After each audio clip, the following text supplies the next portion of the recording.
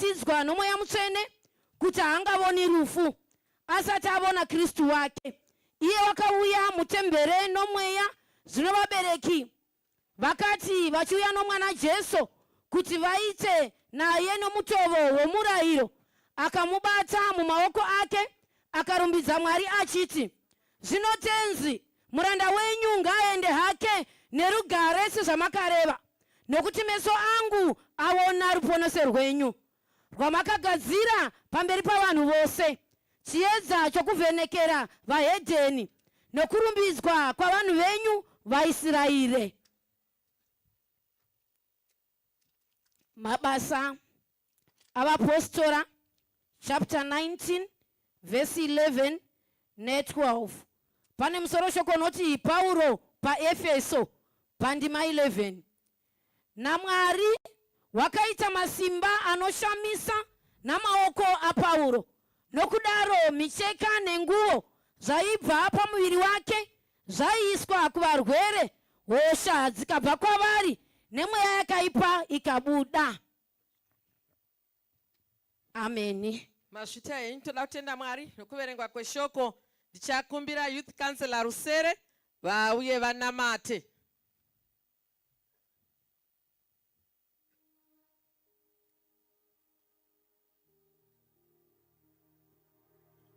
Ndakanzwa Jesu achiti kwendiri chi imi mose manyara mare aiwa ndichamuzo zvino nasi ndauya mashoko amakamufemera Mwari kuti asvike kwatiri, atirerusire, atinatse. Tinozova kuti wakaipa hadi kuona panotaurwa zvoukuru hwenyu.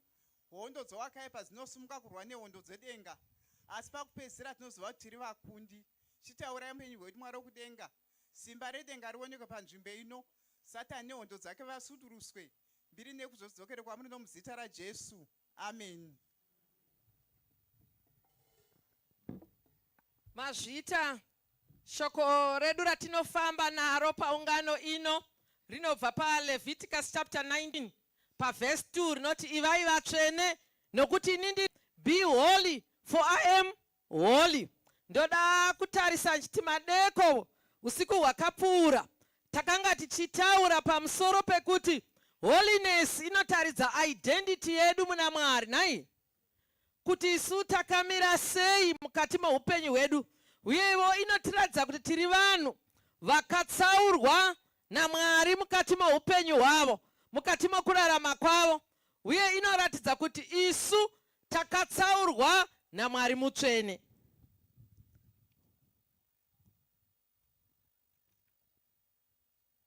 Nemhaka yei ndichitaura kuti takatsaurwa naMwari mutsvene? Pane vanotsaurwawo nenjuzu nai. Mazuva ano ndakati zvivi zviri kutadzika nyore nyore sezvakanaka, naika Satani akazvikwidza girafu yekutadza. Unotonzwa vanhu vachizviti tiri vasikana vemanjuzu tinochena, kuzviidentifya zvakazara. But shoko raMwari pano rinotidzidzisa kuti utsvene hunoita kuti Mwari vabate nematiri. Mwari havashandisi mudziyo unesvina. Mudziyo unesvina, tikatora kapu yakazara masamba yanga yakangotsvetwa nhunzi dzichishanya, mukanzimwira iti munoti haimwiki nokuti kapu haina kuchena. Saka imi munoda kushandiswa naShe sei muri mudziyo usina kutochena? Halo? Munochemera kushandiswa imi muri mudziyo usina kudini? Mwari vanotaridza nokutidzidzisa mushoko ravo kuti tinofanira kuva midziyo yakachena kuti igoshandisika mubasa raMwari, mubasa raMwari. Tikaenda kumberi pachapter yataverengai inotidzidzisa kuti holiness inoisa munhu papozisheni yokuti avone ruoko rwaMwari, Mwari vashande nemaari. Regai nditaure ndichiti muchirungu, this chapter yataverenga kuna Luke nekuna Acts inotiratidza kuti God positions us to see God's promises. Mapromises kana kuti zvivimbiso zvaMwari zvinoonekwa nokuonekwa navanhu vanorarama muutsvene hwaMwari. Nemhaka yei? Nokuti vanenge vari in pace with God. Ungaona Mwari iwe uri kilometers and kilometers away, usingagoni kusangana naMwari wacho.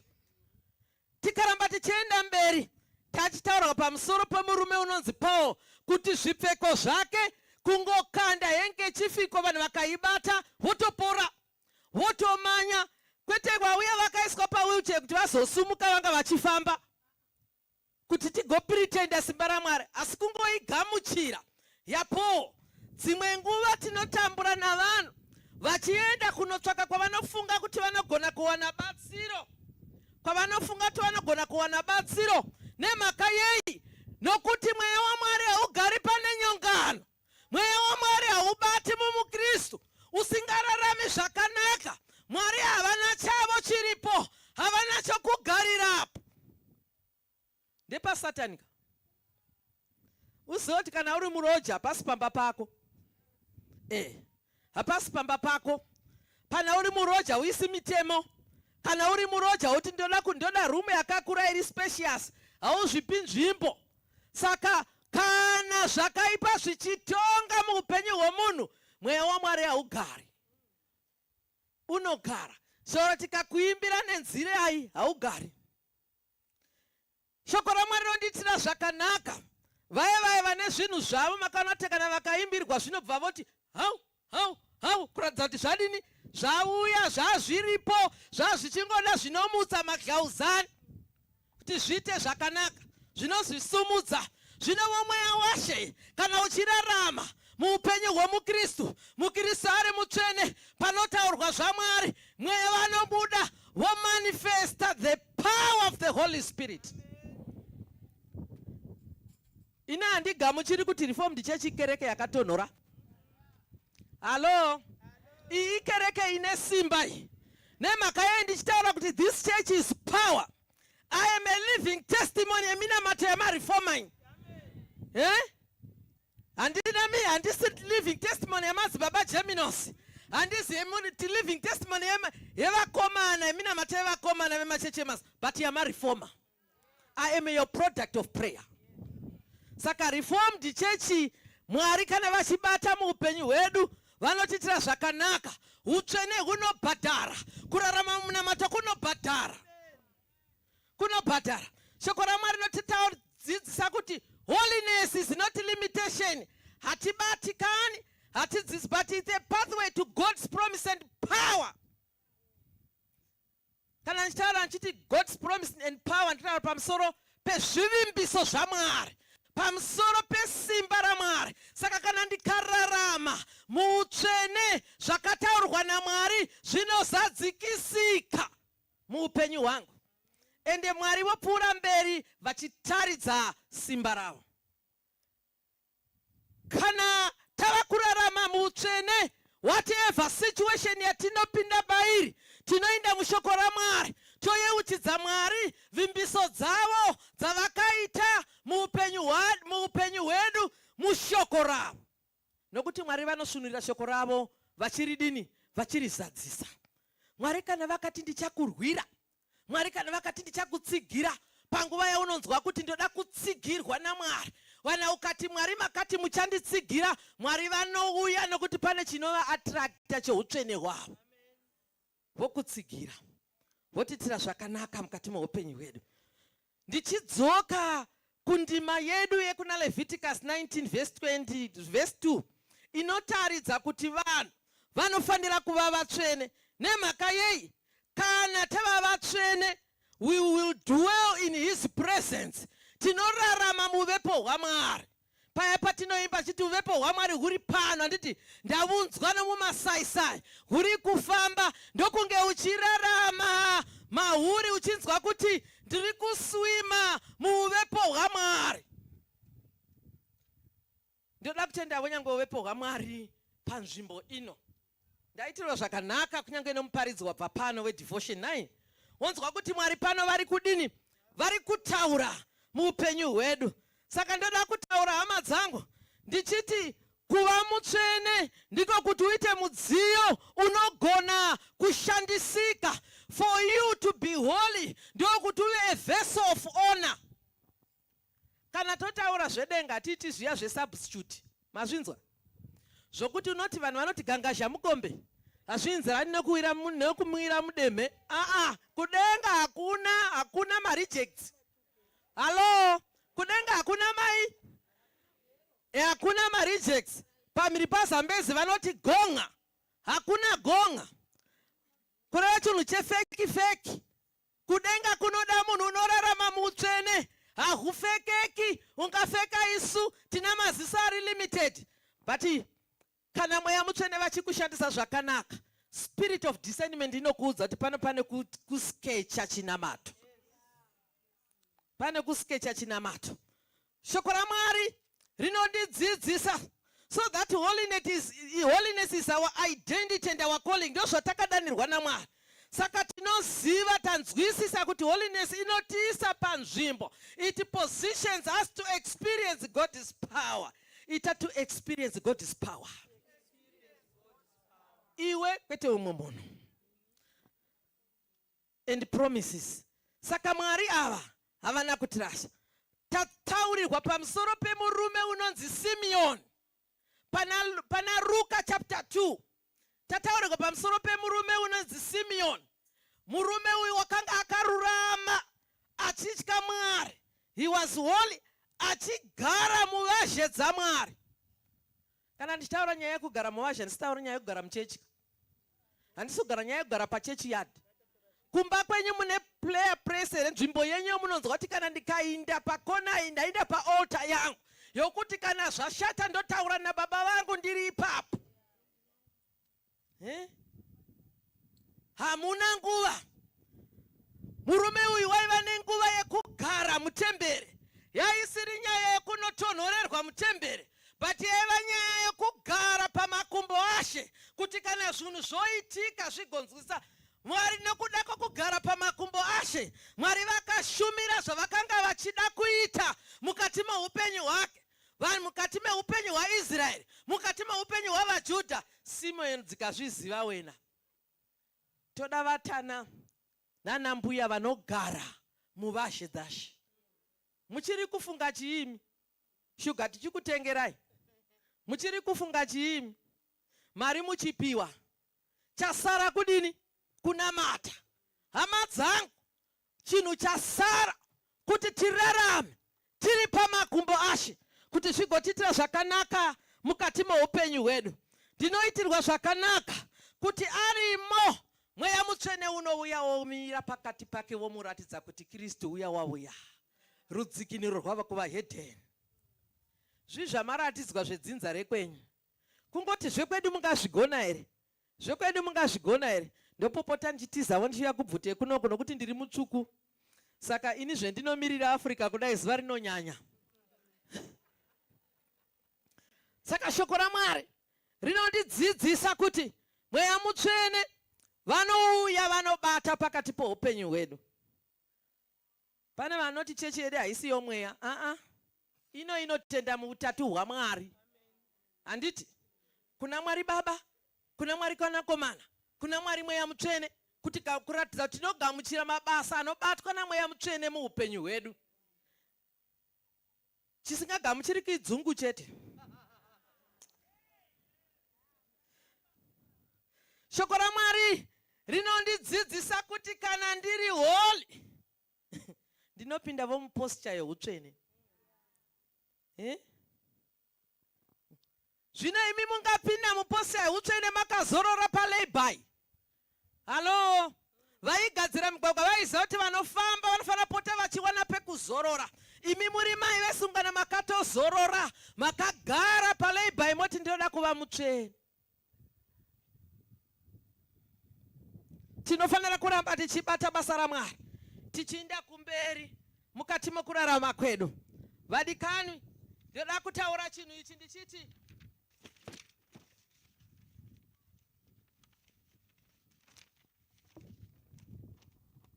regai ndingwarire mhepo iyi ndifambe namapepa angu. Ndingatoda kushungurudzwa naSatani nemhepo iyi. A holy life keeps you sensitive to the spirit. Hatidi vanhu vanongogara senhanga vari vaKristu.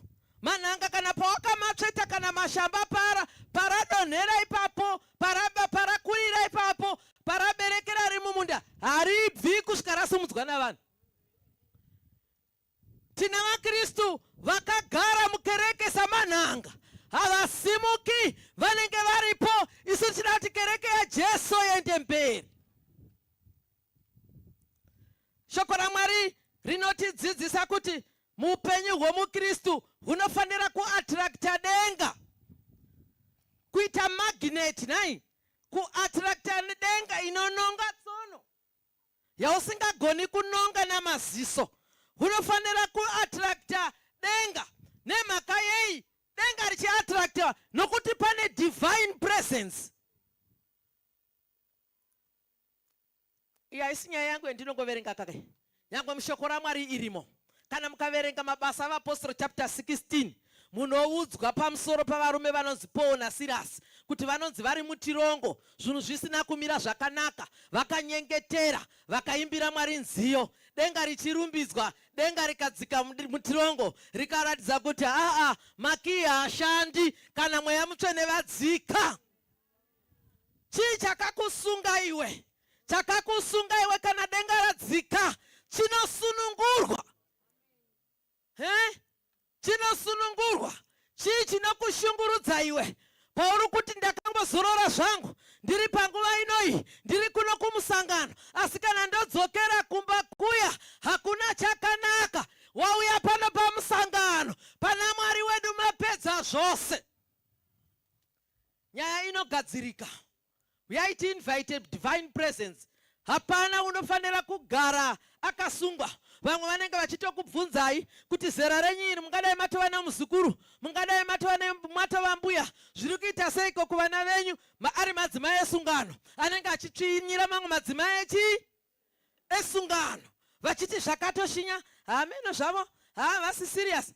Time will come, hapana chakasungwa newakaipa chinogona kurarama nekusingaperi kana tichirarama mudivine presence yaMwari, kana tichirarama muutsvene. Ivavo vanoti kwaakainda ikoko mumereji imomo haafaniri kuwana rugare, haafaniri kuvata. Iwe ungagovata sei banga riri pasi pepiro? Unenge uchingofunga kuti nyangwe pasina banga kuno umwe munhu wokuti unoti unogona kupepuka ukamuka ukagara ukamona akakutarisa nezoro kuti unogona ngondidzvinya. But kuna Jesu, shumba yerudzi rwaJudha, chikakarara, vasingasiyi zvinhu zvakadaro. Nasi patinobva pano, yako nyaya inofanira kugadzirika. Chako chaunofanira kuita kuvhura moyo. Iyewe wakanzi haurorwi, poda isingachibati, unowana unokutora chete, unotya Mwari. Nasi uno madzimai, tine zvivimbiso zvizhinji, mapromises aMwari atakatomirira muvana vedu. But we have to pray for restoration. NdiMwari vakati vanodzosa zvakadyiwa chose nemupedza chose negwatakwata, but ndekunge iwe neni taita pati yedu yokurarama muutsvene. Kuita shuwa mwana unozengaira, wobva wabata pasi pedumbu rako peguvhu rakapo, woti Mwari, ina handina chibereko chakatukwa ini, pandakabuda muleba, pandakasekerera ndichiona mwana wangu achichema, handina kuberekera nyika, handina kuzvara mbavhaini, handina kuzvara hure, handina kuzvarira mutoriro.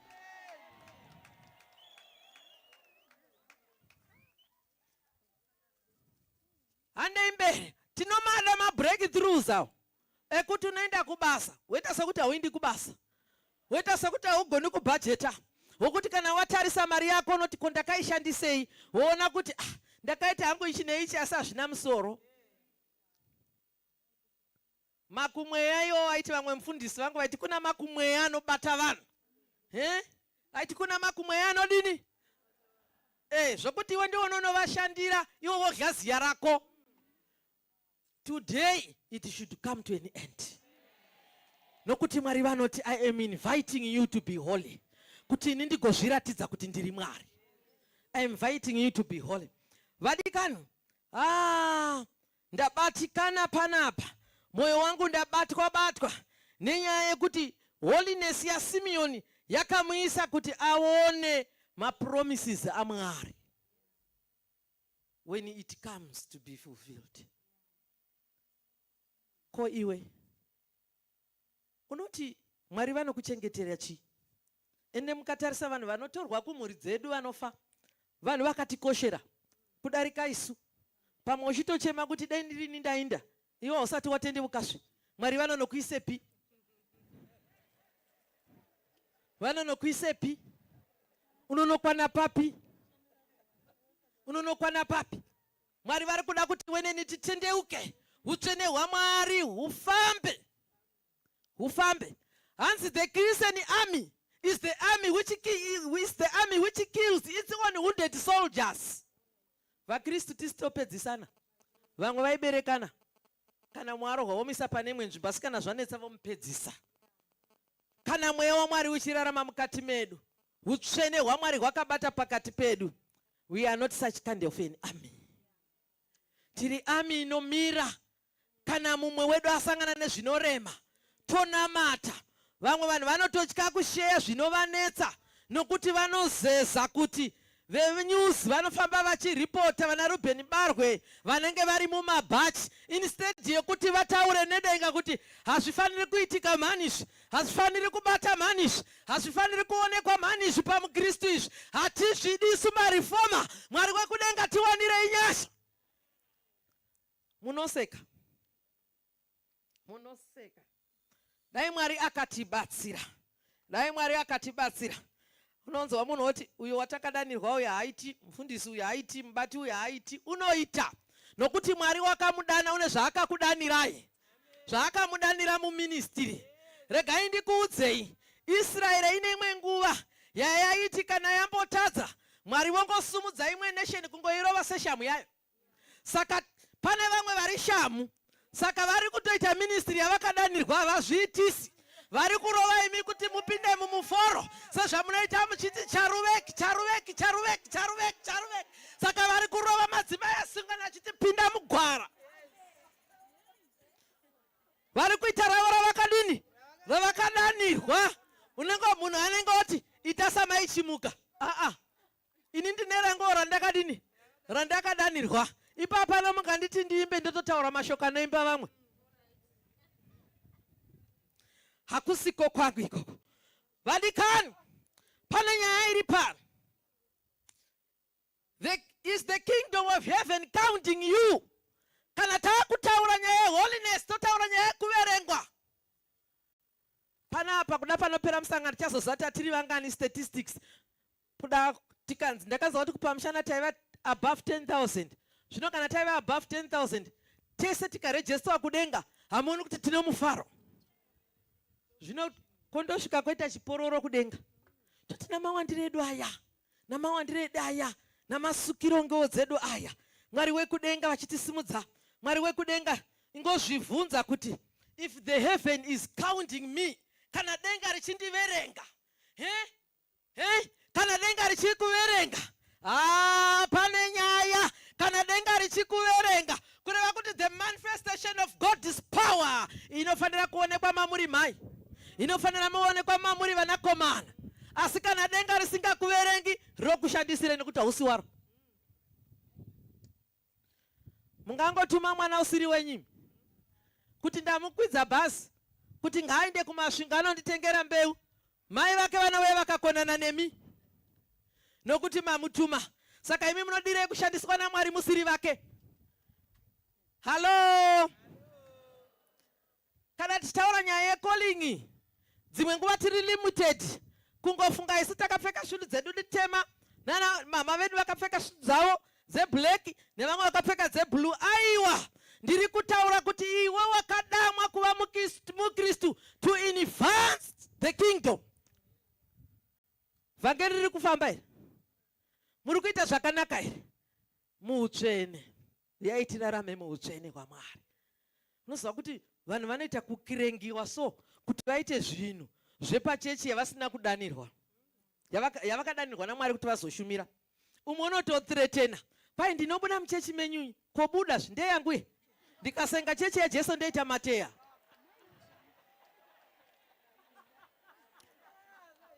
Regai tiyeuchidzane hama.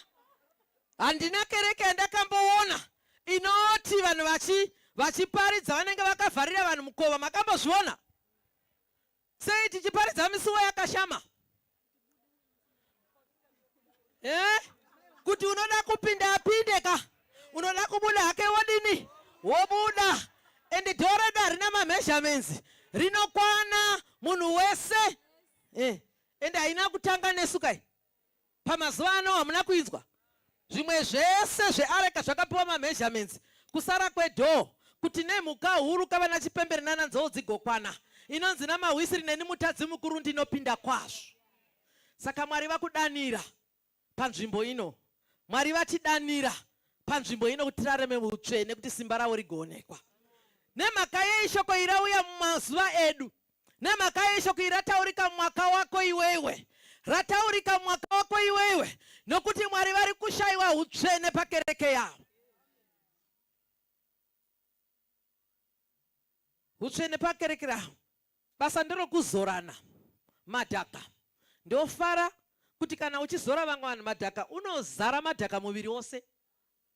Asi vanhu vozoti uyu haana madhaka mumuviri wake, asi maoko ake mukati mawo ndo ana madhaka. Saka vanozoti uyu ndio wazora, ungangozvizora here? Muviri wose una madhaka, asi maoko hamuna madhaka. Kuna vaKristu vanozora vamwe madhaka. Ndo zvatakadanirwa here naMwari. Shoko raMwari rinonditira zvakanaka. When one is holy, he becomes, or she becomes, a vessel for God's power. Ndo yataverenga kakuna mabasa iyi kuti zvinongoitika. ZvaMwari hazvizvo kugodokera. Munozviziva here? Kune vanowagoda kuti dei zvaitwa neni. Dei ndirini ndaita. Dei ndirini ndanga ndichi. Dei ndirini haini kana ndikatouya panapa ndinoita zvakadarika uyu. Famba mutireki rako.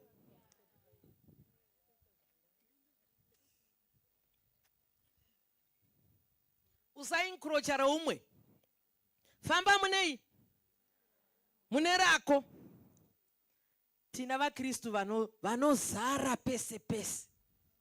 Vanozara pese pese. Regai nditaure ndichisauka chirungu kuitira vadoko nai. Pane mahandas. Kune imwe mhuka inodedzwa zita rokuti jerenyenje. Zvinoita jerenyenje ndezvekuti kana rikatiza vavhimi kana kuti mahandas, rinosvika ropinda mumwena. Kana rapinda mumwena rinokwira nechekumusoro kwemwena uyoyo rodaiwo mwena uri pasi apa. Saka mahandas vanoshandisa nzira inonzi yomugofo yokupinza danda mukati memwena vachifunga kuti vanonoribaya rinenge riri sharp kumberi. Saka iro jerenyenje rinenge rakangodai zvaro, mugofo unouya rinongonzwa saundi yaro, harina zvarinoitwa. Atidi mweya wamajerenyenje.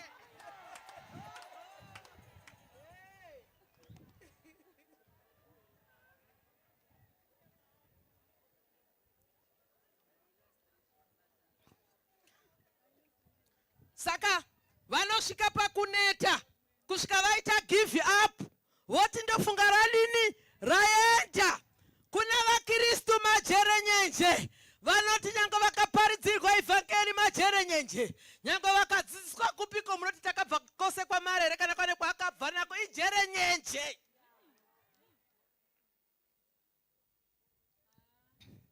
Haribaiki, iwe ndo chaneta. Ramba mweya waujerenyenje iwe kuti uende kudenga, kuti mweya Mwari vakushandise, mweya mutsvene vakushandise, nokuti Mwari vakakuisa panyika pano for a purpose, for a reason. Hakuna munhu asina ngozvarwa panyika panapa zvisina chikonzero. Wakazvarwa kuti Mwari vagokudzwa muupenyu hwedu. Mwari vanoita zvishamiso nomuna Paul, extraordinary miracles. Nemuna Paulo momuziva zvakanaka. Achanzi Sauro. Waiva neropa kawe? Waiva neropa nditi? Waiva neropa. Asi nguva yakati yasvika, Mwari vasangana naye, akava a changed person. Ndiri kuti panzvimbo ino yezimuto yatadamwa naMwari, we want a dramatic change in your life. Itimwe ya mutsvene ndibatsirei ndishanduke, ndichinje maitiro. Ndichinje maitiro kuti Mwari vagokudzwa. Kana wangochinja maitiro Mwari vanokushandisa. Ndio watataura kuti he becomes God's vessel of power. Mwari vachimushandisa sezvataona pamabasa avapostori chapter 19 kubva pandima 11 kuti kwai nenhumbi dzaibva pamuviri wake, ndikakanda jaketi yangu so kana waibata wototanga kudonha wototanga kuumana. Mwari vachizviita zvino isu mazuva ano tobva tawedzera ka nezvimasimba. Halo, kuti tazviite sezvinotyisa, but zvedenga manje kana denga richingokushandisa, iwe rinorifila zvimwe zvinhu zvaunofunga kuti hazvizikamwi navanhu. Wakagara kudai, ini ndaimboseka pane imwe nzvimbo, unowa munhu achiti munhu waMwari, asi Mwari woshumira kuti munhu unokuhaga uyu hapana nezvaari kurevesa kuti munhu waMwari. Ndiye muvengi wako mukuru, ndiye mhandi yako mukuru. Asi woti aiwa unozvinetsa, Mweya Mutsvene vashumira zvavo kuti uri mhandi yangu, but ini handigamuchiri kuti uri mhandi yangu, uri mhandi yaMwari. Toenda kumberi kuti nhumbi idzi dzomunhu mutsvene dzaita kuti vanhu vapore, vanhu vadzikinurwe kana wangodzibata. Hama dzangu, zvimwe zvinhu zvinoda kutarira kuna Mwari. Let me give you my life testimony. Pane imwe nguva yandakaita problem yomusana.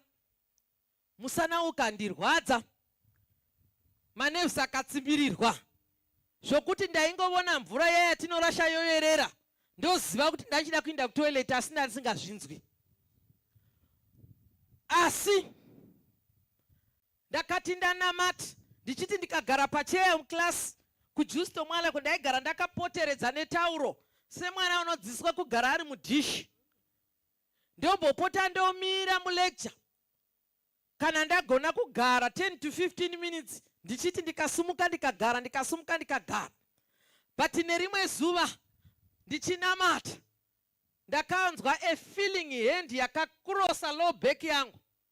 Ndikapepuka ndikati ndianiko uri pano, vachimuka zvavasvipo pano nomubobobokai, voda kundibata panapa ndiri kunoko. Izvo ndiMwari vandishanyira. Ndakatomuka musuwo ndikwanisa kufamba. And I am even here up today. Ni Mwari vakanaka ava. Mwari ava havana chavanokonewa kuadresa. Ini kana ndikakuudzai matestimony angu karinovira zuva. Saka ndataura ndichiti I am a product of prayer yamareformer. Inini kutonzivo mainhingiva navamanzwa vachitaurwa vatatu vaya inyasha dzaMwari. Sokuti rimwe zuva ndakati ndichinamata ndakatora cheya ndikaigadzika apa. Ndikati Mwari chimbogara yapa titaurirana. Kuziva formula yomunamato unenge wakagarika. Saka vamwe kana muchiona tichipengereka nemunamato tine kwatakabva ende tine kwatiri kuenda. Tiregei. Kana uchidzingirirwa nebulldog unoziva zvokuita neGerman Shepherd, unodzingirirwa nepopi unongoti pitseki mani.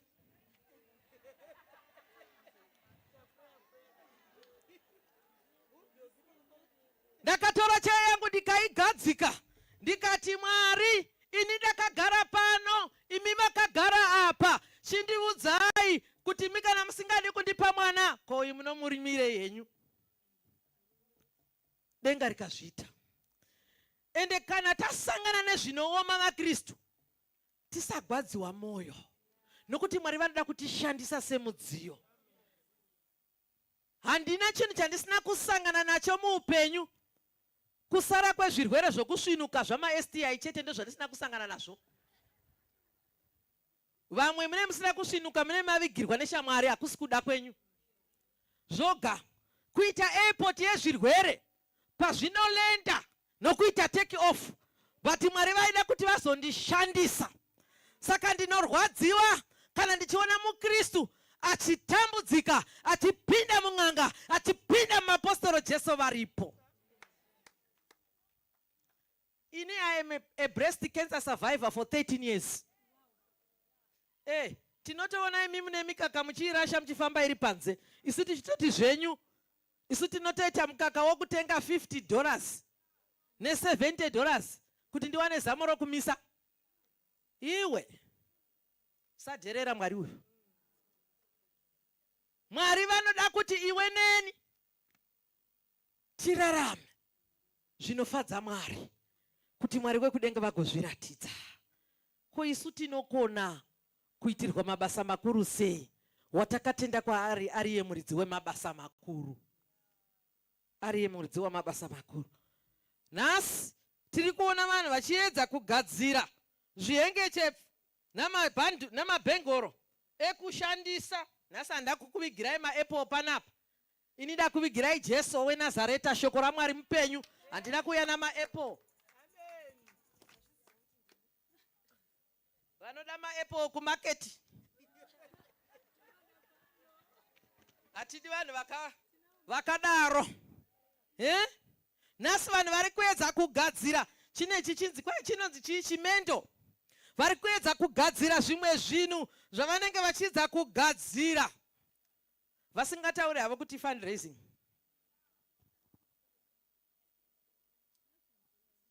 Kwai kwadzinorohwa matumbu ndokwadzinomanyira. Marifoma ndokwaanenge akazara ikoko. Yama muchiparidza panapa kuti panapa havadi kupa, asi vakaenda ikoko vakanzi bring your seed, vanobva vamhanya. Chii chitsva paseed hama dzangu? Mushoko raMwari chii chitsva? Hapana. Unongoenda unenge kumudhikoni wako woti this is my seed, wanyengeterera mari yako. Ndiri pane imwe nzvimbo munhu wakati mufundisi, ndauya neseed yangu kwamuri kuti mutore seed. Ndikati seed ndeyaMwari. Ndobva ndanamata ndikanzwa kuti ini handisini ndinofanira kupiwa seed iyi. Ine umwe mufundisi unofanira kupiwa taiva naye murangano huru. Ndikati indai munopa mufundisi nengi muti ndanzina mufundisi chimuka ndikupei seed yangu.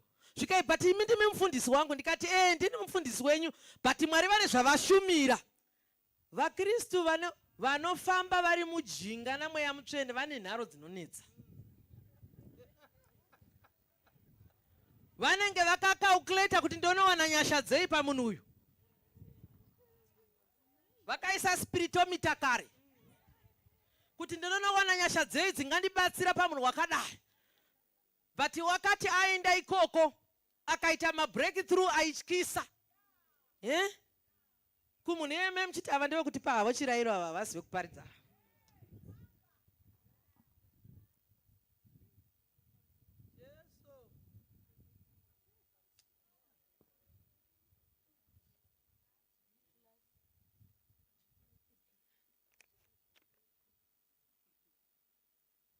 Chendoda ngotaura vadikani hama dzangu pamwe chete neni ndechekuti ipo pano une nhamo dzinokunetsa iwe, une nyaya dzinokunetsa. Nhamo yedu ndeyekuti tinokanda zvipo hatipi Mwari. Chinokandiwa ndechekurashira ka. Ndokusaka vanhu vachitsvaka kusvika awana dhora mupesi akasangana ne$20 anoinorova kuti maybe yoda kuindepi. But tererai munzwe udze umwe kuti pano pane nyaya. Pano panei. Rega ndichikuudza nyaya yacho. Vanosunga life yako iwewe vanotendera kuti ng'ombe iende, vachisara vachita dhiga ufe. Ng'ombe yainda kusunga life yako. Izvozvi wakagara pano pasimuto vakatovhura chane youpenyu hwako, vari kutotinya. Voona kuti dzoda kudzikirirwa pakati pena vharai channel vovhara. Vamwe izvozvi vakatogara kuchikuva vakafunya ruchisero vachisunga life yako. Vamwe vachiridza hwamanda vachisunga life yako. Iwe ndipo unovata zvokuti gozho rinodarikana pamuromo kusvika kwaidza.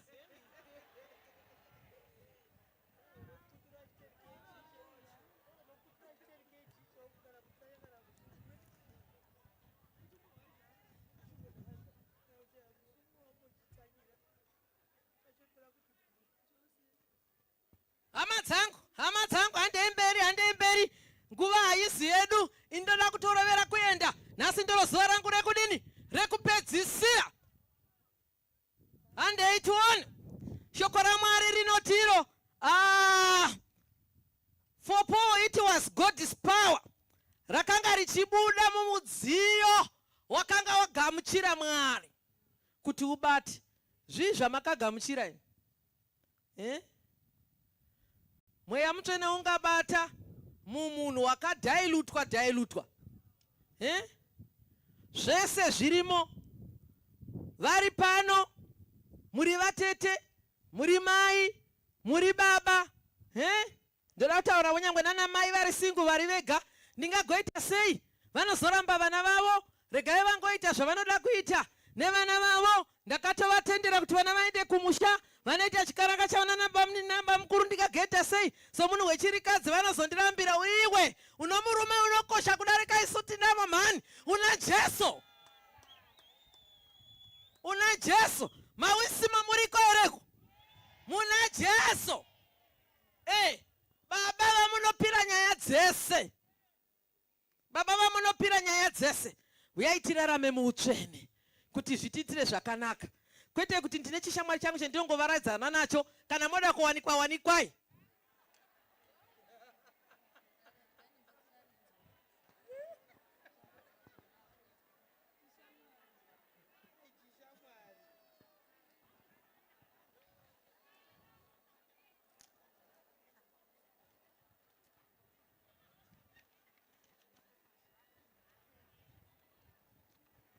Hello. Utsvene, holiness, makes us a carrier of God's power. Senga mimba yesimba raMwari mani. Senga mimba yesimba raMwari mani. Senga mimba yesimba raMwari mani. Senga mimba yesimba raMwari. Wakasenge iwe.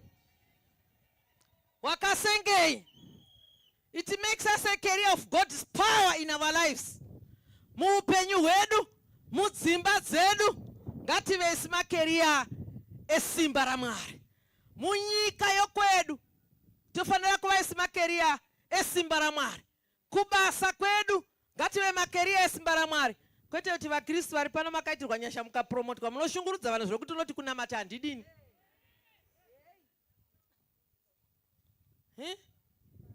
Shuwa nokukara kuti shuwa munhu unozobudisa nyama yehuku semabhrela akauyawo. Yava minzi miti achingorova chipunu mumapoto.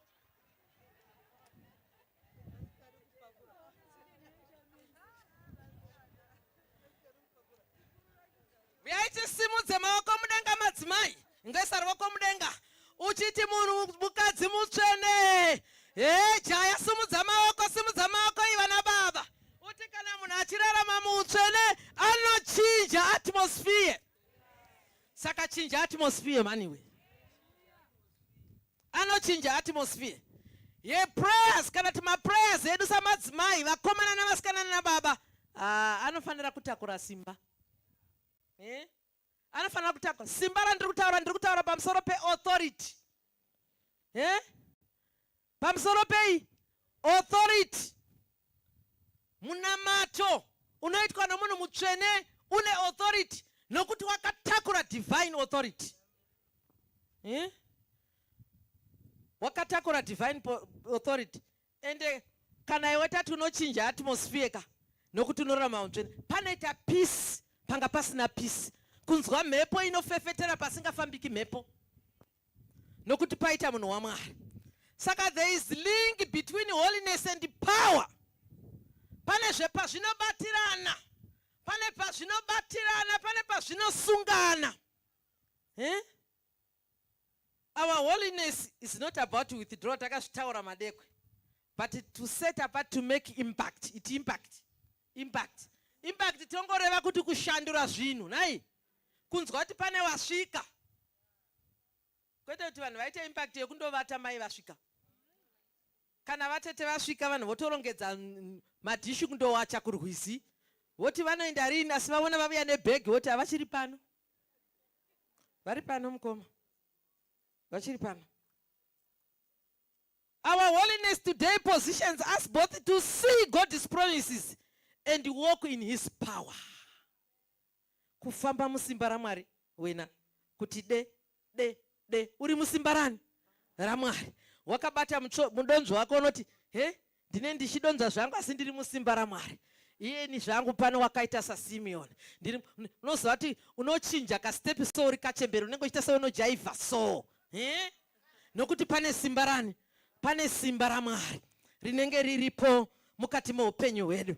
Handei mberi hama dzangu tichidzidza kuti imi pamwe chete neni tinorangaridzwa kuti isu pamwe chete tinofanira kurarama muutsvene tobuda mune zviya. Handiti 1 verse 14 to 16 nezuro takazwa kuti tibude mumasvina aya atairarama aya.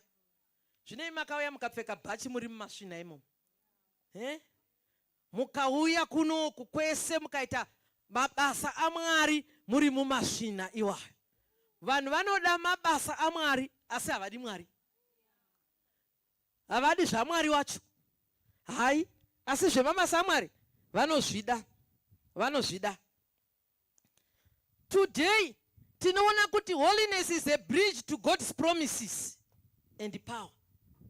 Uri bridge here yokuti vangu vanhu vanoitirwa zvakanaka nokuda kwako.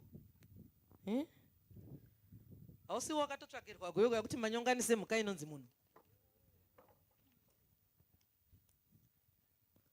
Wokuti musuwo worufu rwako kune vane nzvimbo dzinoitwa nzveura varoora vanenge votiratidza true color yako vachiekita.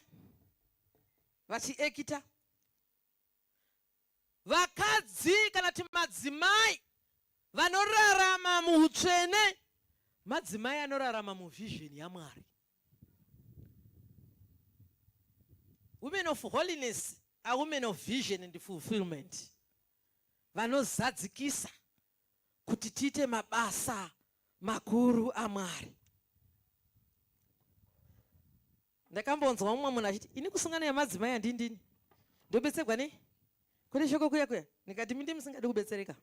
Pese panongoparidzwa shoko raMwari munobetsereka. Chero rikanzi Sunday school nhasi ndiyo ine service munobetsereka. God works through clean vessels. Yakachena. Upenyu hwangu, upenyu hwako ngaho attract God's presence in extraordinary ways. Nenzira dzinodini dzinoshamisa. Ndataura nyaya yeimpact handitika. But kana zviri zveholiness inoisa impact iri beyond yourself. Yokuti dzimwe nguva kana ukazvitarisa neziso rounyama unoti zvafamba sei kuti svike pakadai. Nyika yekwedu inoda kuropafadzwa namadzimai anorarama muutsvene. Tisi takawanda kapanyika. Chero muchechi tisi takawanda kapanyika. Munofunga kuti muchechi isina vana vedu, vana vanoteerera maika. Tikararama muutsvene, kereke yaJesu inoenda kure. Nyika inoropafadzwa. Mhuri yekwedu inoropafadzwa. Regai nditarise ndine chibhodhoro chemvura chandinacho pano chimunochionawo.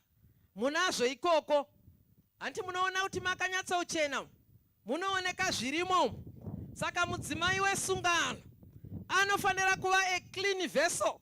Agoita se pure glass rokuti zuva rinoshaina richipinda nemari richioneka.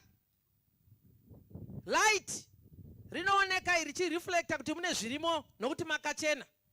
What are you reflecting to the world? Chichamuri kuratidza kunyika. Chichamuri kuratidza kune vekwenyu vanoreflecta chii? Ndoda kutaura ndichiti kana tikararama muutsvene tinoita sepaipi remvura rakachena, a clean pipe. Paipi remvura rakachena, mvura inongofamba. Kana vakambodiridza namasaifoni mairrigation vanoziva kuti paipi rino kana rakabloka mvura haidini, haifambi. Chero hose pipe mvura haifambi. Kana yakadini, pane zvakabloka, pana matsvina akavhara, mvura haisi free kufamba. Saka mweya mutsvene unofamba seiko? Muupenyu hwakaora kudaro. Haugoni kufamba. Saka utsvene hahugoni kuvapo. Saka utsvene hunoita kuti tive transparent sechigubhu ichi. Kune umwe mukristo wokuti ukavhunzwa pamusoro pake unoti asi handinyatsokumuinzwisisa. Mavhunzwa pamusoro pamufundisi chimuka moti asi handinyatsokuvandini-kuvanzwisisa. Munhu waMwari unofanira kunzwisisika. Hatinyatsokuvanzwisisa. Vangakona kukunzwisai kumeso kuchingogara kuna makore chero kuchipisa kudai. Kokuti chero mukamhorosowa nemunhu muchisangana naye kuti makadiko mhai? Chero musingagoni kusimaila munongochena maso zvendoita izvi. Vanhu vongoonawo mazino namavende iwawo zvichiita zvakanaka. Saka upenyu hwemunhu ari holy hunofanira kuva transparent nemhaka yei? Nokuti you are a carrier of God's light.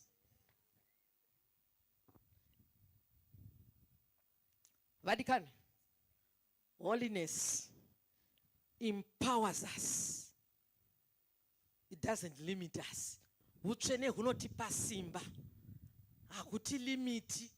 Kana kuti hahutiiti kuti tigumire pedo. Satana hadi mweya wekuti minde kure. Anda mweya wepedo so. Eka. Nyangwe Farao wakaudza vaIsraeri zvokuti kana moinda kunoshumira Jehovha wenyu nokumupa zvibayiro musaenda kure. Handiti? Muinde pedo. Saka imi makanzi indai pedo. Endai kumisangano yose asi utsvene musararama mahuri. Inzwai shoko rese asi musararama pahuri. Musamisa svondo yamunomisa. Saka remember kuti iwe neni Mwari anoda kutishandisa kuti presence yavo ionekwe. Remember, Simeon and Paul was ordinary people. Vanga vakangoitavo sesu. But Simeon wakaona zviri extraordinary. Zvisina kuonekwa vaiva namataito vavo.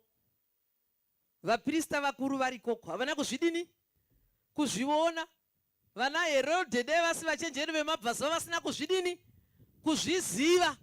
Asi nokuda kuti pane vanorarama mutsvene vasingaoneki zvinooneka nevanogona kutarisirwa kuti vanozviona. Saka ndiri kuda ngoti kwauri iwe hama yangu pamwe chete neni. Rarama muutsvene mhani kuti Mwari vagokushandisa. Kuti Mwari vagokushandisa. God can use you also too. Be holy for I am holy. Iva mutsvene nokuti ini ndiri mutsvene. That every woman that have been set apart to be positioned to see God's promises and empowered. Mwari ndio vanotipa simba. Simukai tinamati. Hama dzangu. Tingotenda Mwari. Uyai tinamati. Manamatiro. Pane inonzi meditation naye. There is power in meditation. Vemakombiyuta vanotaura nyaya yegarbage in garbage out. Handitika kuti chawafidha ndo chinofanira kudini? Ndo chinofanira kubuda. As we meditate on God's word mumoyo mako wakanyara uchidzama so pafungwa dzako. Wakanyarara uchinzwa kuti Mwari ndiri paipi riya rine svina mvura haisi kufamba. Mwepo irove mukereke yokwenyu nomumhuri yekwenyu nomupamenyu nomuupenyu hwenyu. Napabasa paya kwete kuti munoita zibhosi rinozara muofisi kuita semakagara vanhu 20 muri 1. Toda kuti vavo 20 vomunoenda navo kuofisi vasare. Musare muri imi. Muitirwe zvakanaka. Murege kuita vamwe nevamwe vanonyanga vakavigwa gross vanongoti isapo. Zvikuregedzei. Vanozoti wavo kana auya pamwe asingatombozivi kuti zvakatengwa mari. Vagodetemba nemutupo vagopedza. Moti Mwari ndirangarire. Kana muri mimi muroora mamwe nevanobika mutakura vachibikira vanhu 10 nekapu yomutakura kuti vanhu vawane tsama yomutakura vagonzi vaya. Vari muroora uya unohwakuta unoita mahutaute nechikafu kubvunda kushaya kuti ndodini ndopa vanhu here ndorongedza here chini unopina sebhuru rebhuramani. Woti Jesu ndibatsire. Mweya mutsvene ndishanyire. I want to be a vessel of honor. Ini vana vanga vasi kuroorwa ini. Ndibatsirei. ini ndindakangodzoka ndega chii, nokuti sitozvijustify ichiti imba imwe neimwe haina benzi rayo. Aiwa, iroro benzi riro ndiro toda kutoti imi Mwari murichemere pamberi paMwari, imi mai murichemere pamberi paMwari. Ndokurwara choro ndakudzai kuti ndachita seairport, kuna Mwari vanorapa. He's Jehovah Rapha. Hakusi munamato not deliver. It is the word of God which delivers us. Let us have a moment of meditation. Kana mukanzwa ndonamata, tonamata. Mwari wekudenga vachitira zvakanaka. Ukangoona ndangoadresa nyaya yako, ina handidi vanhu kuno kumberi, ndiri uri koko, Mwari vanongobata nekuti simba rani? Isimba raMwari. Patinenge tiri kunamata, iwewe kana une panorwadza, pane munhu andoita sebladha riri lusi so, unogara achingowa zviweti zvinopisa, achingonoti pfa wodzoka, kurwara kako, handiti? Mwari gamuchira kudzikinurwa kwako pazuva rino iri. Mwari wekudenga vachititira zvakanaka.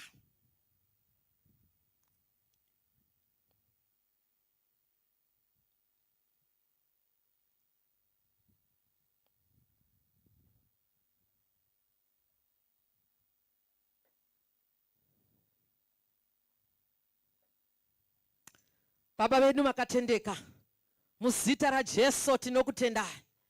Iyemi Mwari varipo vari kurutivi rwedu nguva dzose, murwi wehondo dzoupenyu hwedu, tamira pamberi penyu Mwari, kuti Mwari wekudenga mutirangarire, Mwari wekudenga mutiitire nyasha. Tinonamata kunyange panguva ino Mwari, nezita raJesu weNazareta, hama iyi yakaregedzeswa blood, blood iri ngarisimbiswe. Nezita raJesu, nezita raJesu, nezita raJesu. Tiri kunamata kwamuri Mwari mupenyu, Mwari vanonzwa. Tinonyengetera kunyange panguva ino Mwari, makumba anopisa pasi petsokawo. I declare your healing power in the name of Jesus. I declare your healing power. Musana wakagarwa uyo, ngauregedzwe, ngauregedzwe, ngauregedzwe, ngauregedzwe, ngauregedzwe, ngauregedzwe. Baba tiri kunamata kuti muranda wenyu wasvika panzvimbo ino kuti abatsirwe nemi, aporeswe nemi Mwari. Tinonamata kuregedzwa, mafibroids awo akabatawo ngaaregedzwe, dumbu riri kuzvimba iro. In the name of Jesus, catch fire, catch fire, catch fire, catch fire, catch fire, catch fire. Uyo mwana wamakati agara achishungurudzwa muwaniso uyo, taakudzosera kwamuri back to sender. Ngazviregedzwe uyo, ngawane mufaro muwaniso yake, nezita raJesu weNazareta.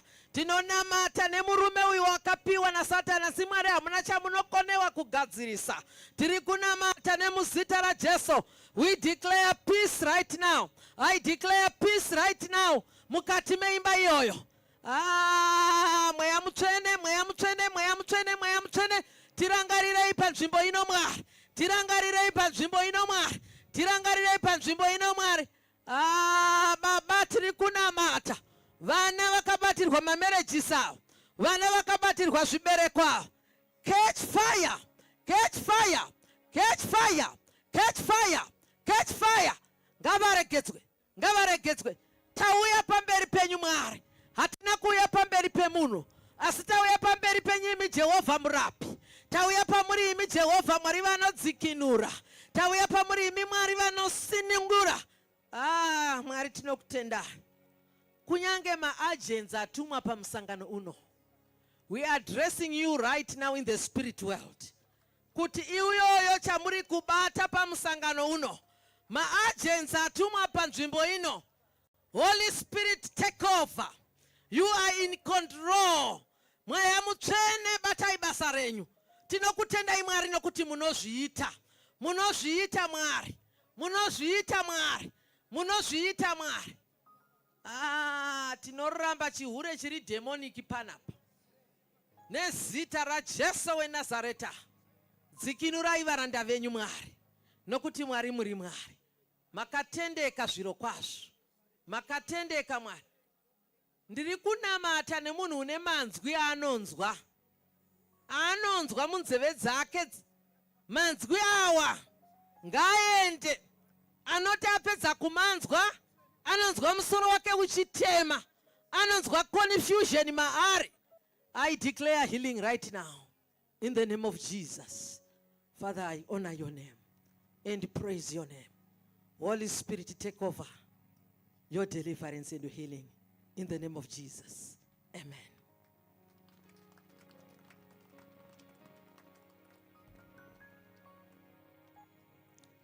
Mazvita hama dzangu, ndoda kudzosera nguva kuvatungamiriri vangu ndichikutendai nemukana uno wekunditendera kuti ndizoshumirawo pakati penyu. Zoshumirawo pakati penyu. Ndoda kukutendai. Handigoni kudarika vamwe, asi Mwari wakanditendera kuti ndiparidze pakati penyu. Mazvita.